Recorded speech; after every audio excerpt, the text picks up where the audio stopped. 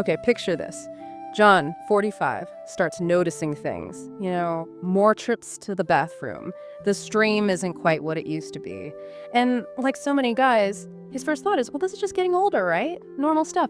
But what's really interesting, and what our sources suggest, honestly, it was eye-opening for me too, is that the best fix isn't necessarily a pill. It's linked to something completely natural, a daily habit even, that somehow society's made us feel a bit, ashamed about. Exactly. And that's really what we want to unpack for you in this deep dive today. We're looking at 3 specific, powerful biological changes that happen in your prostate, thanks to a, frankly, straightforward daily habit. This isn't some fringe theory. We're talking pure biology here. And that third change particularly involves a kind of hormonal reset. It's something few doctors really emphasize, but it seems fundamental for long-term male health. What we're sharing is grounded in some fascinating insights, particularly from work focusing on intimate health for men over 60. It could genuinely change how you view your own body. Okay, let's dive in then. The first concept asks you to think of your prostate differently. Imagine it as a small factory, maybe walnut-sized, but incredibly efficient. Day in, day out, it's just working away, producing and processing these vital fluids for male health. That's a great analogy. And, like any busy factory, it needs regular clearing out. A proper maintenance schedule, if that doesn't happen, those production lines, those channels, they start to get clogged. The whole system becomes congested. And fluids that should be nourishing and flowing just stagnate. And that stagnation over time can cause real problems. Think about a garden hose left lying in the yard, full of water. Eventually you get sludge, blockages. It's kind of like that. We see this sort of thing, this prostatic congestion, quite often in clinical settings. And almost always the root cause is a lack of that regular discharge routine. Right. It's one thing to talk about congestion as an idea, but the stories from the source material really bring it home. The contrast is pretty dramatic. Yeah, like that 65-year-old entrepreneur they mentioned. Yeah. Very successful guy, but neglected this side of his health for decades, partly due to those cultural taboos you mentioned. He shows up with serious discomfort, trouble urinating. And the diagnosis was stark, just a massive accumulation of fluids. His prostate was essentially, drowning in its own secretions. A really difficult situation. Wow. But then the flip side. Exactly. Contrast that with the other case study. A 70-year-old who maintains a consistent self-care routine, say 3 times a week. His prostate exams, they look like those of a man maybe 40 years old. Incredible. Yeah, the vitality, the comfort he experiences, it's really living proof of how powerful this simple, regular maintenance can be. That idea of keeping things flowing, keeping it clean, it makes intuitive sense. And that brings us nicely to the second big insight. This time, seeing the prostate not just as a factory, but maybe like a small, powerful engine. So if it's an engine, what's fueling it? And how does that fuel affect how it runs? Or maybe why it starts to struggle? Okay, good question. The primary fuel for this little engine is a hormone called DHT, dihydrotestosterone. It's a derivative of testosterone. Now, DHT is essential, especially earlier in life, for male development.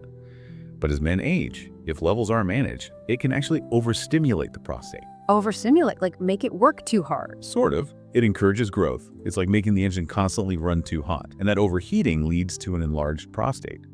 That's the underlying cause for a lot of the discomfort, those annoying nighttime bathroom trips that wreck your sleep. Okay, so where does the maintenance come in? Well, each ejaculation acts almost like hitting a reset button on this engine. It significantly lowers those circulating DHT levels, allowing the prostate to kind of cool down, recalibrate. It prevents that buildup of hormonal stress, which over the long term contributes to inflammation and enlargement. It's a vital discharge process. A hormonal reset, basically. That's powerful. And you saw evidence of this beyond just the textbooks, right? In real people. Oh, absolutely. It's quite undeniable when you see it play out. Our source mentions a compelling case. 2 brothers, 50s, same genetics, same background, pretty much. Okay. One brother, he bought into some of the old myths, thought he shouldn't bother with regular maintenance. He basically let his prostate engine run full throttle all the time. Yeah. So his PSA levels were worrying, sleep was constantly interrupted. He was starting to plan his life around bathroom proximity. Sounds familiar for many, unfortunately. Indeed. But the second brother, he understood the importance of this regular discharge. He gave his engine those regular breaks, that reset. Yeah. And his prostate health, impeccable.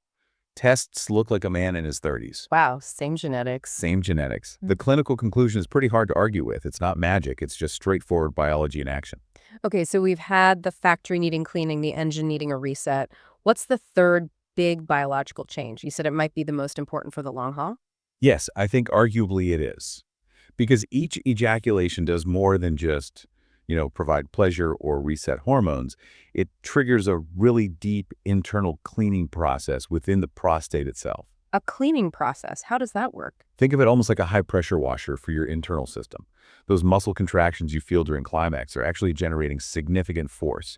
And that force helps to expel old seminal fluids, yes, but also cellular debris. Tiny particles that, if they accumulate, can cause inflammation and other problems down the line. So it's flushing out potential irritants. Precisely. This wash cycle is vital. It resets the gland, allows fresh, oxygen-rich blood to circulate more freely, which helps rejuvenate the tissues and maintain health over the long term. That makes a lot of sense biologically. But there's a hurdle, isn't there? Our source mentions this, and I hear it too. It's the psychological side. That common concern for men, especially over 50 or 60, Doc, I'm not young anymore. I shouldn't be, doing that. There's this real fear of judgment, maybe even self-judgment, tied to social stigma. Like this kind of self-care has an age limit.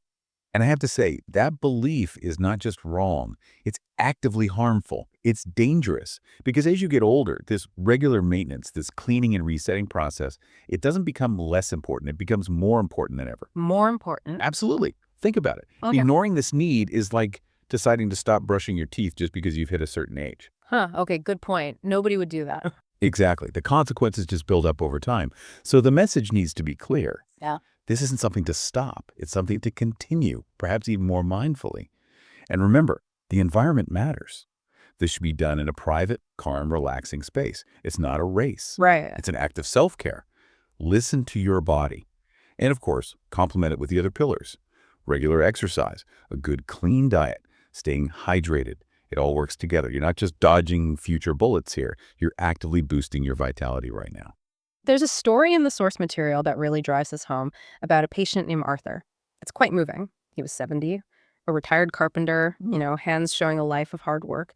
But he didn't come in because of physical pain initially. It was more about a silence he felt in his marriage before his wife passed, a silence in his own confidence, how he saw himself.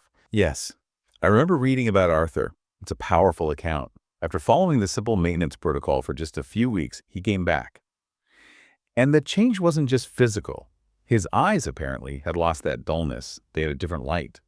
He leaned in, and his voice was thick with emotion. He said something unforgettable.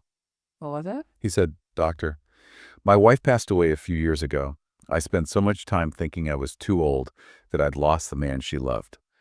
If only I'd known this 30 years ago, I could have been a better husband to her, not just this tired companion. It would have changed everything." Yeah. The deep regret in his eyes, according to the account, was just profound.